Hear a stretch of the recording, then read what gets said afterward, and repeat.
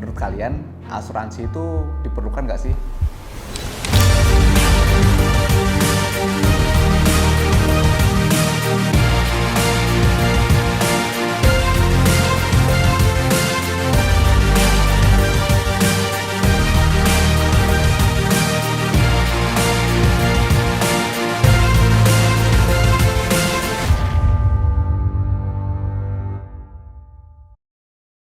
Halo, kembali lagi di channel YouTube Discartes. Sekarang gue mau ngebahas kenapa tidak semua asuransi harus dibeli. Gimana sebenarnya cara milih asuransi? Problem, kalau misalnya teman-teman di sini sudah bekerja, terus sudah lama nih nggak ketemu sama kawan-kawan lama, tiba-tiba tanpa kabar muncul tuh di WhatsApp gitu kan, datang, bos, apa kabar? Udah punya asuransi belum? Ada yang ngalamin kayak gitu? Gue rasa beberapa orang ngalamin. Karena dulu gue sempet ngerasain juga. Well, sebenarnya itu bukan masalah yang berarti ya. Tapi masalah utamanya setelah ini yang mau gue bilang.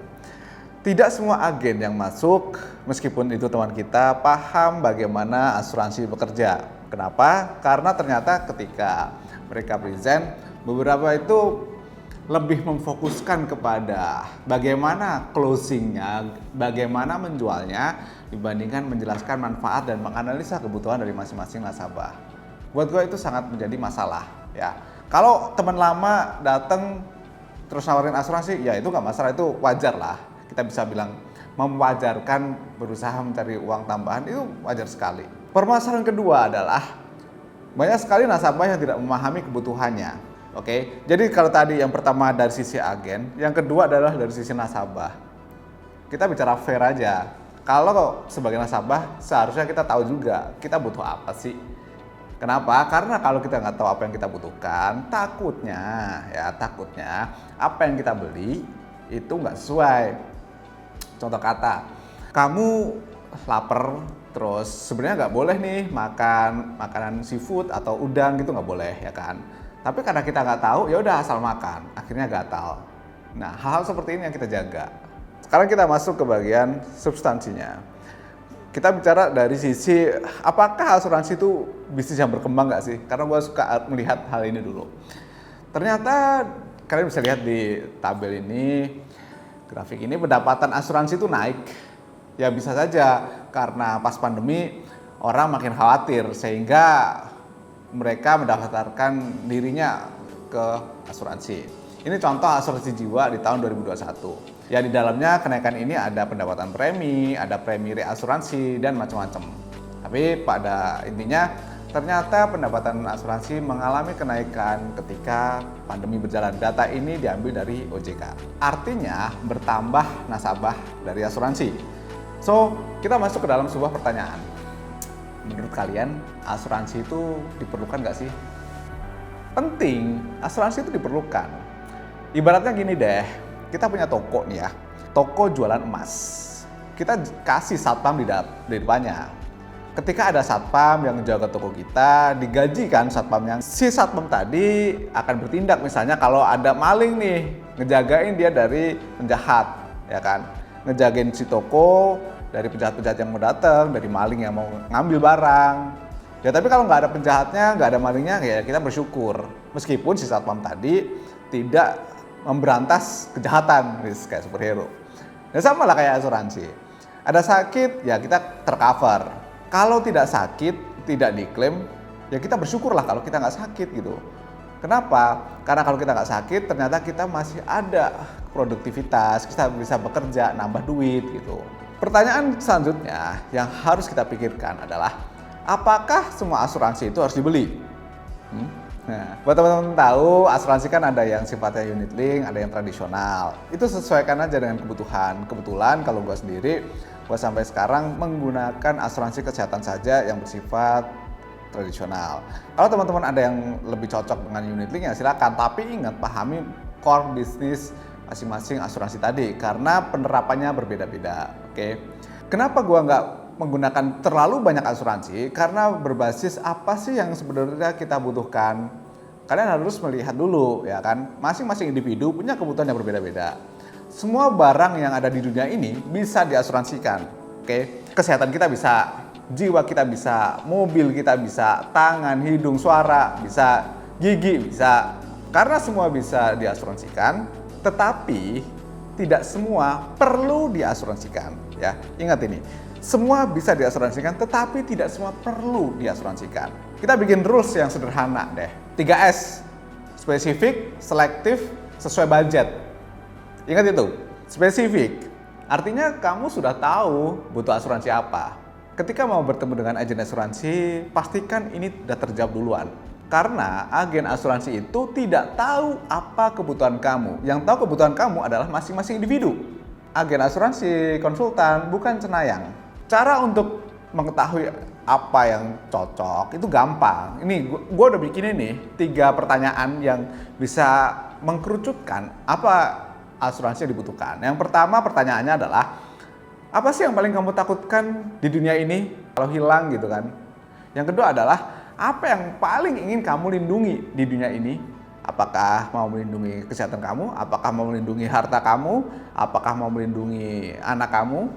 Coba ditulis dulu. Yang ketiga adalah, apa yang membuat kamu tidak bisa bekerja dan menghasilkan uang? Ketika 3 pertanyaan ini kamu lihat, kamu jawab, kita bisa tentukan scoring. Misalnya, yang kamu takutkan adalah kalau kamu nggak menghasilkan uang. Kamu adalah seorang karyawan kantoran. Ketika tidak masuk kantor, berarti tidak bisa menghasilkan uang. Kenapa orang tidak bisa masuk kantor? Mungkin karena sakit, berarti yang dilindungi adalah sakitnya. Kalau punya anak, kamu melindungi anaknya dengan apa? Dengan penghasilan sebagai karyawan. Berarti yang ditakutkan adalah kalau misalnya kamu meninggal, berarti asuransi jiwa di sini. Kalau nggak punya anak, apa yang mau dilindungi? Berarti kesehatan kita. Jadi berbagai pertanyaan tadi akan mengkerucut dan menentukan asuransi mana yang pas buat masing-masing individu. Mulai dari situ, bikin scoringnya. Oke, makin penting itu yang diutamakan, yang diprioritaskan untuk dibeli duluan. Ingat, asuransi adalah beli produk jasa. S yang kedua adalah selektif. Kita tidak mengkoleksi barang antik. Kita tidak mengkoleksi asuransi. Ingat itu. Asuransi itu bukan hal yang harus dipamerkan. Bukan baju yang harus show off, bukan jam tangan yang harus diperlihatkan. Jarang kan? Bahkan menurut gua nggak ada yang pamer asuransi apa di media sosial. Jadi nggak ada kebutuhan kamu untuk memamerkan asuransi. Jadi miliki saja sesuai dengan syarat pertama tadi, kebutuhan. Misalnya di atas sudah ketemu nih asuransi jiwa. Ternyata kamu butuhnya asuransi jiwa lebih dulu sebelum asuransi kesehatan. Misalnya demikian ya. Kemudian ada 2 penawaran masuk. Ya ambil salah satunya dengan dibandingkan. Nggak usah dua-duanya diambil. Atau yang di awal tadi kamu sudah menentukan, oh gue kayaknya butuh asuransi kesehatan duluan. Ya udah, ambil asuransi kesehatan. Kalau ada 3 penawaran masuk, ya ambil salah satunya.